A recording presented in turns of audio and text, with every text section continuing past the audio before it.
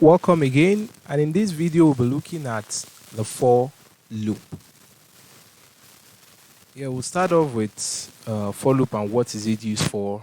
For loop is used for a more advanced kind of loop, and the reason why it's a bit advanced is because it is not literally checking for a condition literally, but although it does that on the back side of the things, but then you don't explicitly mention that, oh, if a condition is true or false, do this or that. The loop itself, the function itself, knows what condition to set up and all.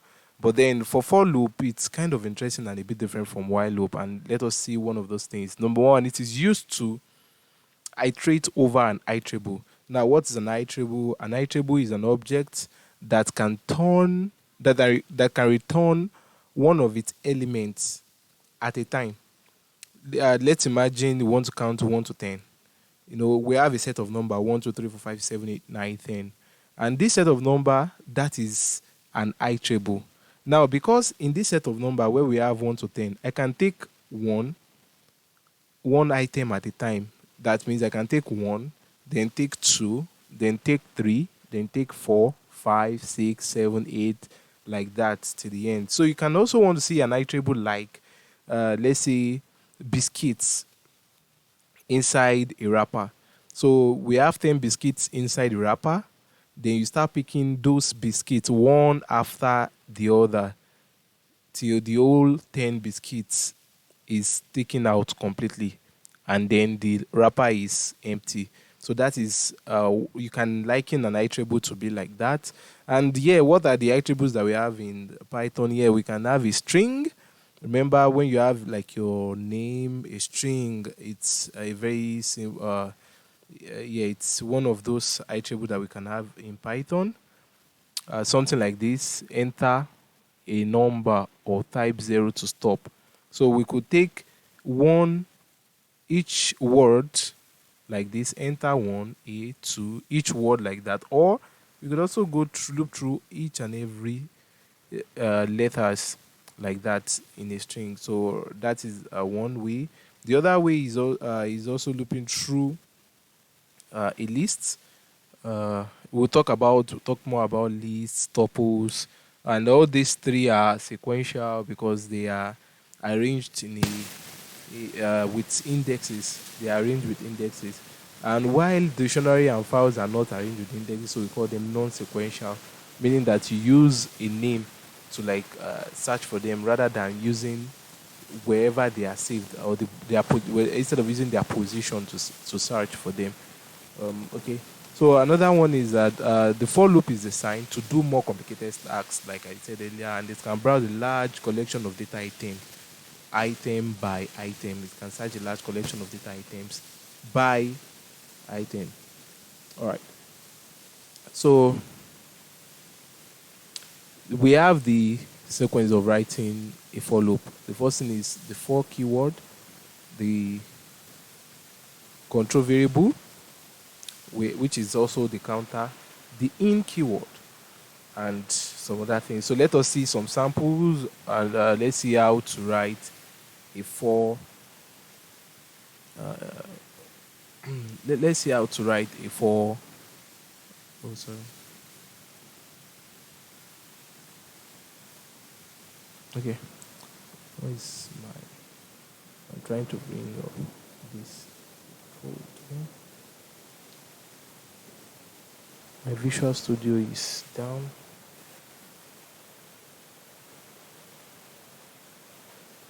Why is it not coming up? Okay, I think I know.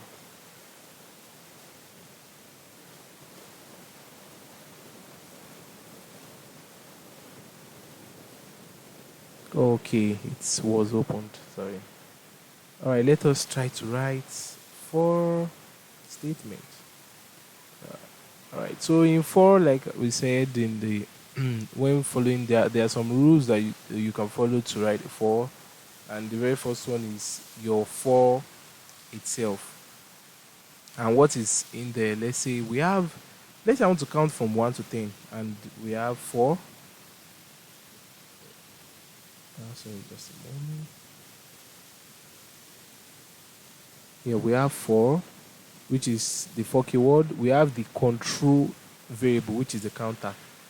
All right. So this control variable, it's just a variable, but that is what we'll be using to control or to count. Yeah, that's what we'll be using to count. And what are we counting in through this iterable? Remember, we said for it is used to iterate over an iterable. So the counter is going to be what we'll be using to count through. So you remember the story of 10 biscuits inside the wrapper. When you take the first one, the counter registers that, oh, you've taken the first one inside the wrapper, which is the iterable. When you take the second one, the counter registers that.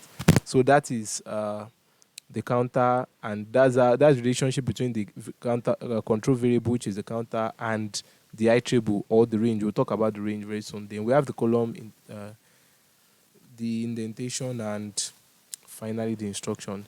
All right, so let us write a simple example. So let's say, or let's assume we have this for, and we have I, which is our counter in a range. Let us use one of the very basic examples in range 10. Then close your brackets. Remember the column, then the indentation. You indent, and let's write our instruction. Let us print hello.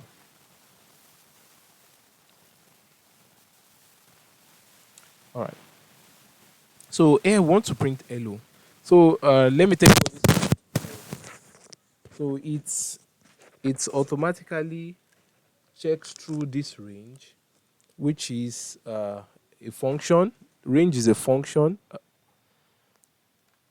Sorry, it's a method or an object that returns 10 different elements. Yeah. And the elements start from 0.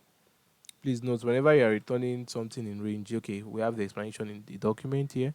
So it says the range keyword is used to loop within a range.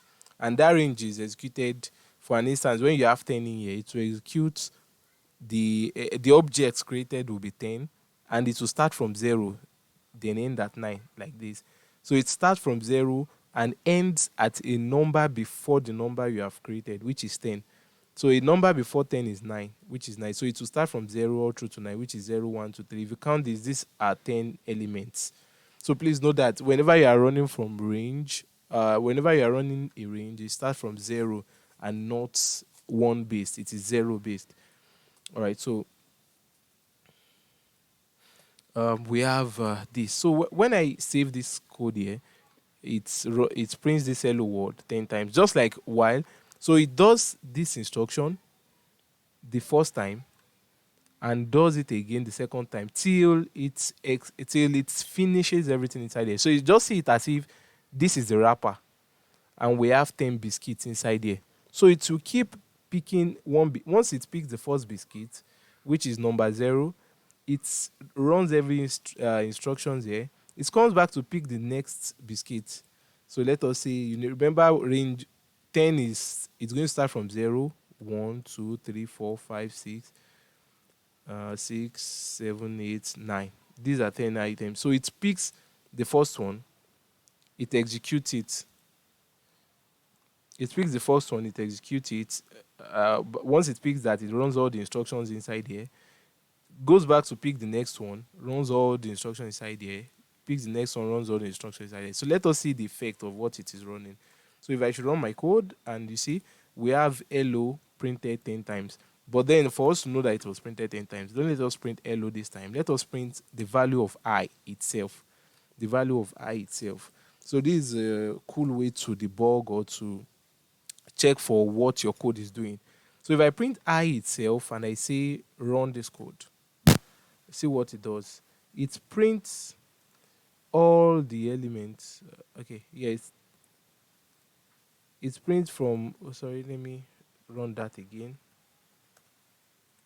All right, so it prints from 0, 1, 2, 3, 4, like that till 9, but then it's printing 10 items here. So let me just show you something cool, or maybe it might be interesting just for us to see how it looks like. Okay, this time around, instead of printing just I want to say uh,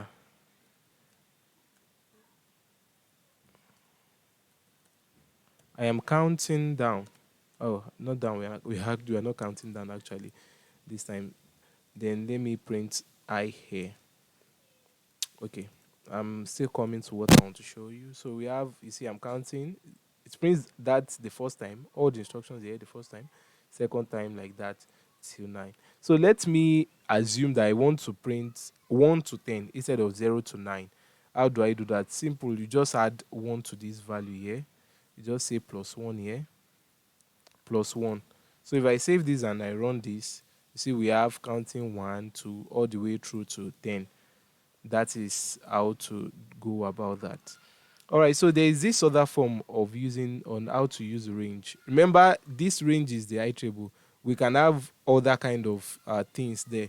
Remember, in an iterable we have a list, we have tuple, we have dictionaries, we have files. But now we are just using range as our iterable now. Range, only range. So we could use any of these other items here. For now, we are using range. So in range, we have 0 to 9. But then there is still another form of using range. This range function here is by using two arguments, passing two arguments inside it. For instance, we are passing two arguments, 2 and 8. Now, what does this do? If I pass these arguments, 2, comma 8, what does this do? It means that you are setting the start element and the last element where you are going to. Just like the very first one where we have just one element, just one argument like this, 10. This 10 means this is where we are going to. Although we will not reach there, we just print a number before, which is 9. That is why we have 9 here. But now we are doing 2 to 8. What does 2 to 8 means? It means that you should start from 2 all the way to 8, but then you will not print 8. Instead of printing 8 now, you won't. You remember, whenever you are using range, you can't reach the last number here. It is 0 based, so it counts from 0. So, but then because I've set up the very first, if I should remove these 2, it means that I'm running from 0 and like that, from 0 to 7. But now I'm saying that, oh no, two arguments, 2 comma 8. It means that start from number 2, our start number will be 2, and this is what it does. So if I want to see that that is actually what it does, let me remove that and run this code again. And you see, we have 2, 3, 4, 5, 6, 7, which is exactly what we get. So there is another form of range, which is using passing 3 different arguments. So when you pass 3 different arguments, the first argument is the first 2 arguments remains the same, which is the start and the stop. Then the third argument is the step, meaning that by default it is 1, meaning that if you are running this, it means 2 plus 1, 3, 3 plus 1, 4, 4 plus 1, 5. But this time, if I say the third argument should be 2, now I've changed the default number, which is 1. Now it means that 2 plus these 2, that's 4. So we have 4. 4 plus 2, 6. 6 plus 2, 8. But remember, our last number is 8, so we can't get to it. Remove that. So this is what we expect now. If I should run this code here, you see we have 2, 4, 6. Just same way if I should change this to 3. Once I change this to 3, it does the calculation the same way by starting from 2, and it loops on through to 8. It creates elements till 8. But then we are saying that it should step through by 3. So that means 2 plus 3, 5. 5 plus 3, 8. But then our last number is 8, so we can't have 8 here. I remove 8. So we have just 2 and 5. If I should run this code, you see we have just 2 and 5. All right. So let us see the example that we have here. Okay, yeah, we have one more thing to talk about, which is break and continue. Okay, using this example that we have here, for break, so let me start with break. So break is just in a way that you while you are running your code, you want to get to a point where you just want to exit the code completely without going through that iteration anymore. uh, that is where we have that is where break comes in. Why continue? What continue does is it allows you to stop that particular iteration, then start the next one. I will explain what that means. Let us do a range 1 to 6. So remember, range 1 to 6, 1 to 6 means you are trying to run start from 1, then by default the step is 1, so 1 plus 1 2 all the way through to 6, but then you won't print 6 because 6 is our last number here. So we'll print all up to 5.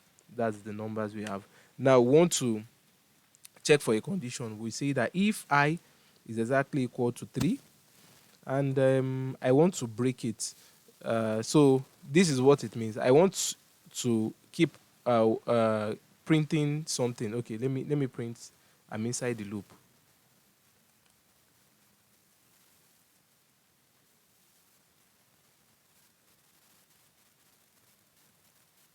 I'm inside the loop. Then let me print the number I. No, this is I here. We are printing that value for I. And okay, let's so that we'll know when we are outside of the loop. Let me print I am outside the loop. Okay, this is gonna be interesting. All right. Do you see what happened here? We printed just 1 and 2. I'm inside the loop 1, I'm inside the loop 2, then I'm outside the loop. Why? Although we have the range, and this is what is expected to do 1, 2, 3, 4, 5. But then here we said we passed the condition. We said that if I is 3, that means when you get to 3, then break. And remember, break says that although you still have 2 more iterations to go, break says that exit the iteration completely, exit whatever iteration that is left, and come outside of the loop immediately. That is what breaks means. It's just like saying that you are breaking up with somebody, not that you are asking your boo or your bae that, oh, please give me a break, give me a rest. I think I might continue this love story some other time. Give me a rest. It's different from, please, I'm breaking up. I'm breaking up. Pata pata. Pata pata is completely. All right. So this is break. It's when okay. So it started from the very first element in the iteration, which is 1. It checks, is 1 equal to 3? No. So it will not do this instruction. Remember how to evaluate the if statement. It doesn't do this instruction because it is false. It prints, it exits this and continue with the code. I am inside the loop. Our current number is 1. So we have this. Now, we are still iterating. We just did the first one. We have to do everything. It went back to pick the next number, which is 2. Is 2 equal to 3? No. So it is still a false. We won't run this code. We exit this if statement. We print this. I'm inside the loop. Remember, our number now is now 2. It prints 2. Correct. Now, our number is now 3. We start all over again. Is 3 equal to 3? Yes, true. That means we'll do this instruction. What is the instruction say? It says break. Break up this loop immediately. So it breaks immediately and ignores every other iteration and comes outside it doesn't do any other thing again. It comes outside there to exit the loop. Now let us see where it is interesting. If I change this to continue, if I change this to continue, let's see what happens. You see, we have 1, 2, but 3 is not there. We have 4 and 5. Now, why is 3 not there? Because when it got to, it did the first one, did the second one.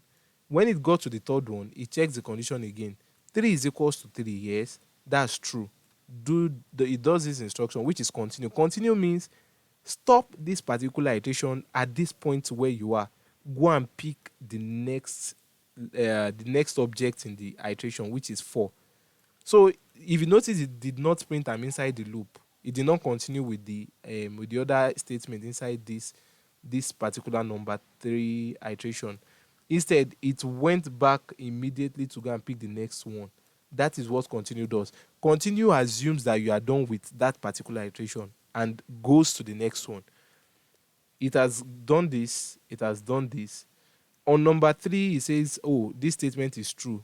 it does this instruction, which is continue.